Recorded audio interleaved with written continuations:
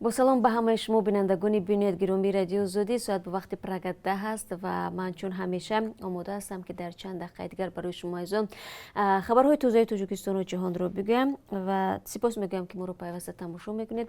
همه شما دوستان عزیز رو بعد از 3 ساعت دیگر در پخش مستقیمی خبرهای آزادی یعنی در برنامه خبری منتظر خواهم بود. اما تا اون دم طوری گفتم خبرهای تازه رو از تاجیکستان و جهان برای شما میگم.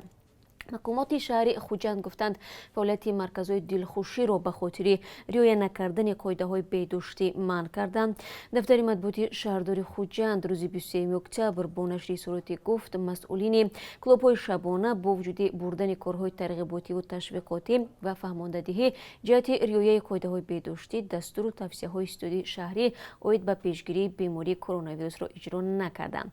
نظر مسئولین مرکزهای دلخوشی تا این لحظه دقیق نیست. ماموران ملیسا موظف شدند که این قرار را نظارت کنند.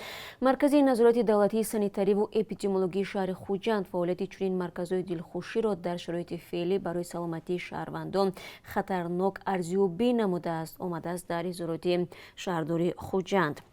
مقامات گفتند فعالیت مرکزهای تفریحی تنها بعد به اعتدال آمدن وضع اپیدمیولوژی و رعایت توصیه‌های بهداشتی اجازه داده می‌شود.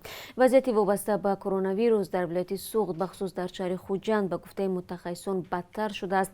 در روزهای اخیر خبرهای از شهر خوجند می‌رسد که مقامات دوباره قصد دارند محدودیت‌ها را جاری کنند. هفته آینده شرکت سامان ایر طریق خطسر دوشنبه الماتو دوشنبه پرواز چارتری انجام میدهد. پرواز روز 27 اکتبر برای بازگردانیدن شهروندان درمانده تاجیکستان از قزاقستان صورت میگیرد. در ماه جوری این سومین پرواز غیر نقشه‌ای است که میان دو کشور راه اندازی می شود. مسافرانی که نیت سفر به وطن را دارند باید معلوماتنامه طبی درباره نداشتن کووید 19 را پیشنهاد نمایند. وابسته به تقدیر پروازها بین تاجیکستان و روسیه در ماه آینده هنوز حرف تازه نیست.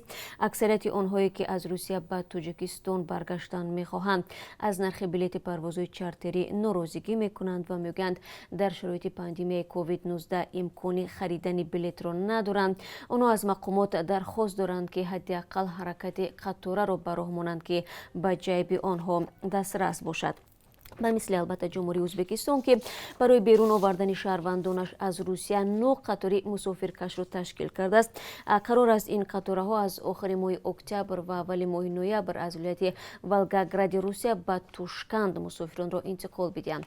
هر یک قطار برای 938 مسافر پیش بینی شده و بدون توقف در قلمرو روسیه حرکت خواهند کرد. خواهشمندان امکان دارند بلیط ها را در دلخواه کسای روی آهن با پیشنهاد حجت تصدیق کننده شهروندی ازبکستان بخرند و یا حتی توسط اینترنت فرمایش بدهند. تا امروز حکومت ازبکستان هزارها شهروندش را طریق قطار از روسیه به وطن بازگردانده است و مهاجران تاجیک هم میگویند چرا کشورهای همسایه میتوانند این را انجام بدهند، این گونه سفرها را تشکیل بکنند، ولی مقامات تاجیک در این سمت هیچ اقدامی را روی دست نگرفتند تا به حال. دادگاه حربی خبر است که روسیه یک شهروند تاجیکستان را با گناه همکاری با تروریستان به 12 سال زندان محکوم کرد. به قبل خبرگزاری اینترفاکس محکوم شده در قلمرو آلتای دستگیر شده بود.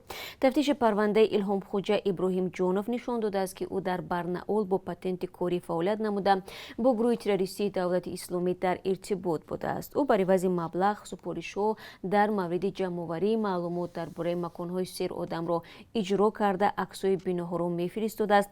تفتیشات میگوید این عمل‌ها را محکوم شده توسط یک کانال پنهانی اینترنتی مربوط به فعالیت تروریستی به سامان می‌رساند.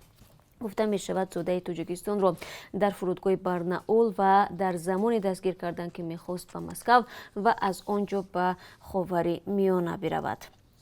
دیروز در دوشنبه مناسبت دو جانبه تاجیکستان و ژاپنیا بررسی گردیده است. وزارت کارهای خارجه تاجیکستان می‌نویسد که ملاقات بین معاون یکم وزیر خسرو نظیری با سفیر فوق‌العاده ژاپنیا تاکایوکی میاشیتا صورت گرفته است.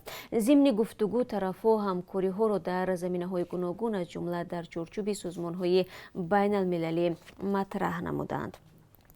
мақомоти қирғизистон қамчи Колбаев раҳбари яке аз ҳалқаҳои муташаккили ҷиноиро дастгир карданд ки амрико соли 2011 ба рӯйхати қочоқбарони бузург дар ҷаҳон ворид карда буд. Кумитаи амнияти миллӣ дирӯз гуфт ки Колбаеви 46 соларо бо иттиҳоми таъсиси гурӯҳи ҷиноӣ ва ширкат дар фаъолияти гурӯҳи ҷиноӣ дастгир карданд. Сафорати амрико дар Бишкек аз боздошти Колбаев истиқбол намуд ва гуфт ки умедвор аст мақомоти Қирғизистон ин ҷинояткори хатарнокро ба хотири амнияти ҷомеа ҷазо дода ва дар зиндон нигаҳ медорад.